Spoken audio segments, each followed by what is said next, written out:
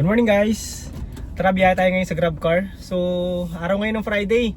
Medyo late na tayo nakabiyahe. Time check is 7:07 na ng umaga. Ngayon pa lang tayo magbubukas. So, buksan ko lang yung app natin. And then, sana pasukan tayo kagad ng booking. Medyo late na ako ngayon dahil late tayo nagising. And okay naman pag Friday, medyo matraffic lang. Pero medyo malakas yung booking talaga pag Friday. Kasi yung iba uwian ng kanilang lugar, ang iba galaan. So medyo okay yung biyahe ng Friday. Yun nga lang, medyo traffic. Lalo na pag late ka na sa gabi bumiyahe. Ito nga, pinasukan na tayo ng booking. Saber ito, na hindi natin napatay yung Saber. Dito lang sa may Santa Ana, papunta to ng BGC. Ang fare nito is 240 pesos. So tara, pick upin ko na yung passenger natin. Hi guys, andito tayo ngayon sa BGC. Kakababa lang ng passenger natin. And then pinasukan din tayo ng booking dito. Dito rin BGC. Papunta to ng EDSA.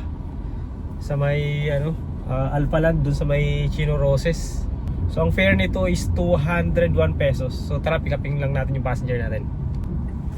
May pangatlong booking na tayo guys. Dito rin yung pick up sa may San Lorenzo lang. Dito sa may Chino Roses. Papunta to ng Victoria de Manila sa Malate. Ang fare nito is 178 pesos. So tara, let's go. Pick upin ko lang yung passenger natin. Hi guys, nababa na natin yung passenger natin. Andito tayo ngayon sa may malapit sa Robinsons Ermita. So wala pang pumapasok na booking. Time check nga pala is magna 9 o'clock na, 8:54. Meron na tayong 600 plus, nakatatlong booking na tayo. Medyo maganda-ganda kasi 200 pataas yung pumapasok sa atin na booking. So medyo okay yung pagka ganun kaysa mga less than 100 or 100 pesos matagal. So mas maganda yung mga ganun booking, 200 pataas. So hanap ako ulit ng dito ng pasahero. Sana magkaroon pa tayo ng maraming pasahero. Mabuti nga dito tayo sa Manila, hindi masyado traffic pagka itong oras. Pero pagdating sa Makati or sa ibang lugar, so lalong-lalo na sa Ayala, so medyo ma-traffic. So tsamba pag dito ka napadpad sa Manila pagka itong oras. So dyan na muna kayo, update ako pag may booking tayo. Hi guys, may pumasok na booking. Dito lang din sa may malapit sa Robinson, sa may Bukobo.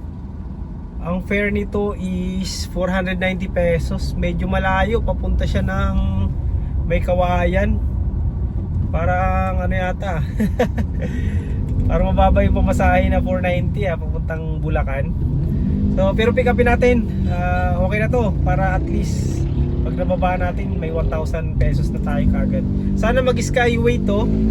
Pag hindi nag skyway, talong-talo tayo. Baka isa't kalahati or 2 oras natin tumatid. Pero pag nag-skyway, sana 1 hour lang natin matid. So pick upin ko lang yung passenger natin and update ako pag baba na natin sa may Kawayan. Hi guys, time check is 10 o'clock na. Nababa na natin yung passenger natin dito sa may Kawayan. Tapos pinasukan din tayo ng booking dito. Papunta ng Quezon City to. 408 pesos yung fare. Kanina maganda yung natin, passenger na binaba natin dito sa may Kawayan. Dahil nag-skyway kami, mabilis lang, wala pang 1 oras, nakarating na kami dito. Tapos nag-tip pa siya ng 200 pesos. So maganda-ganda, mayroon na kaagad tayo 200 pesos tip. So pick upin ko lang yung passenger natin ngayon. And then update ako pag nakarating na tayo ng Quezon City. So let's go. Hi guys, nahatid na natin dito sa Quezon City yung pasahero natin. Actually malapit lang dito lang sa may bandang malapit sa St. Luke's. Mabuti na lang nag-skyway kami. So mabilis natin nahatid. Wala pang 1 oras. Lagpas lang yatang 30 minutes. So natin kagad. So mag-aantay ulit tayo ng booking ngayon dito. Pag wala pa, lunch muna siguro tayo. May nakita akong 7-Eleven malapit dito. So try natin mag-lunch muna tayo. Tapos yun, bakbak ulit tayo mamaya. Antay lang tayo, malay mo makachamba tayo, mayroong malaking booking. Bago tayo mag lunch. Maaga pa naman, alas 11 pa lang. Pero mas maganda na yung mauna na tayo mag lunch para mamaya pag lumakas yung booking, so So hindi na tayo masyado, hindi na tayo maabala, hindi na tayo hihinto para kumain pa. So pag mahina yung booking, kain muna, tapos bakbak ulit. So let's go. Hi guys, kakatapos lang natin kumain. Time check is 12:40 na ng tanghali. So nagpahinga tayo mga isang oras din yata yung break time natin. So may pumasok na booking dito lang sa may E-Road. Papunta to ng Manila City Hall. Ang fare nito is 224 pesos.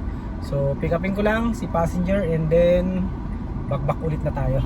Update ako mamaya pag na-drop na natin sa Manila tong passenger ko. Hi guys, andito ngayon ako sa 168 Mall. So kanina pagbaba ng passenger natin sa Manila City Hall, pinasukan tayo ng booking din doon sa SM Manila. Papunta siya ng may ano lang, malapit sa Espanya. Ang fare nun is 100 plus lang. Tapos pagdating doon, maganda lang, pinasukan din tayo ng booking. Papunta naman ng Lyceum. So ang fare nun is 168 pesos. Tapos after nga nun, pagbaba ng passenger natin sa may Lyceum, pinasukan din tayo ng booking papunta rito sa may 168 Mall. Kaso ang problema dito, grabing traffic. 100 plus din yung fare, nasa 100 lang, kunti lang eh. Tapos yun nga, inaabot tayo ng mga kalahating oras. So talo yung biyahe na yun. Buti na lang ngayon, pinasukan ulit tayo ng booking dito. So 1 kilometer yung pick up, papunta naman to ng Rockwell. Ang fare nito is 437, so maganda-ganda. So pagdating doon, sana malakas na yung booking para maaga tayo makauwi. So update ako mamaya pag binaba na natin yung passenger natin sa may Rockwell. Hi guys, time check is mag-aalas 6 na ng gabi. So andito ako ngayon sa bahay. Umuwi ako kanina pagbaba ng passenger natin sa may Chino Roses. So malapit na kasi sa bahay yun. So umuwi muna ako and nagmerienda. Tapos start na ulit ako ngayon ng biyahe. So nakaka 2,770 plus, mga 2,800 pa lang ako ngayon.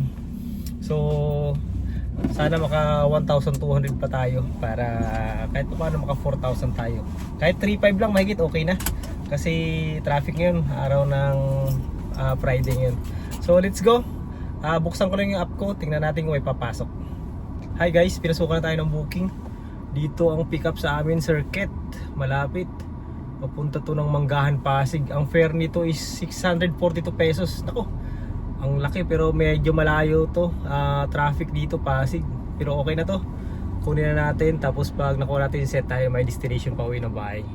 Maganda rin to, 600 pesos din, sayang. So let's go. Hi guys, time check is alas 9 na ng gabi. So kanina, pagbaba ng passenger natin sa Pasig, grabing traffic, ang tagal natin hatid. Umabot ng 2 hours, yung 640 plus.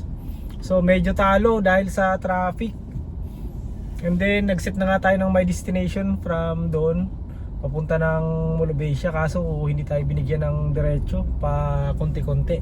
So binigyan tayo papunta lang ng sa may St. Francis mula Medical City. So malapit lang yon. Ang fare is 134 pesos. Hi guys, time check is 9:30 na ng gabi. So kakababa lang ng passenger natin dito sa may Chino Roses. So nagpatay na ako ng app dahil malapit na to sa amin. So bali ang haba ng biyahe natin ngayon, umabot ng nag-start tayo ng 7 AM, tapos ngayon nga is 9:30. So kung bibilangin mo, bali 14 and a half hours yung ano natin, yung oras. Pero syempre hindi tuloy-tuloy yan. Umuwi ako ng bahay, nagpahinga ako ng 2 oras, tapos nag-lunch break ako ng 1 oras. Siguro mga 3 hours yung pahinga natin. So overall mga 11 and a half hours lang yung biyahe natin. So bali yung kinita natin sa araw na to ay umabot ng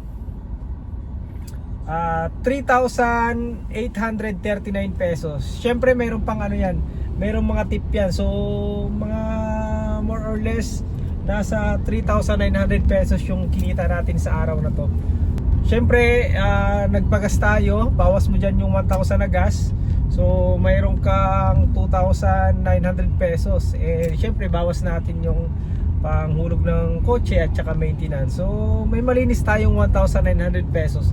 So okay na yan, bawi tayo sa mga susunod na araw ng Friday ngayon kaya sobrang traffic and late na tayo nakaalis ng bahay kaya mahaba yung oras talaga natin. So ganyan lang diskarte ko para ma-meet ko yung target income ko. So ngayon nga below sa target income, dapat 4,000 pataas yung target natin.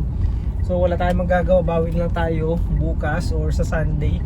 Kasi nga ganoon talaga, pag naipit ka sa traffic, talo na. Tapos kanina din medyo tumumal yung booking bandang tanghali at binibigyan tayo mga maliliit lang, medyo talo yung bigay sa atin kasi malalapit lang tapos traffic, so time consuming. So yun lang, sana nagkaroon kayo ng idea sa mga gustong pumasok dito sa GrabCar. Sana alam nyo na yung idea kung magkano posible nyong kitain and ano yung mga dapat na oras kayo lalabas para magbiyahe. So yun lang guys, maraming salamat. Sana nakatulong sa inyo yung video natin.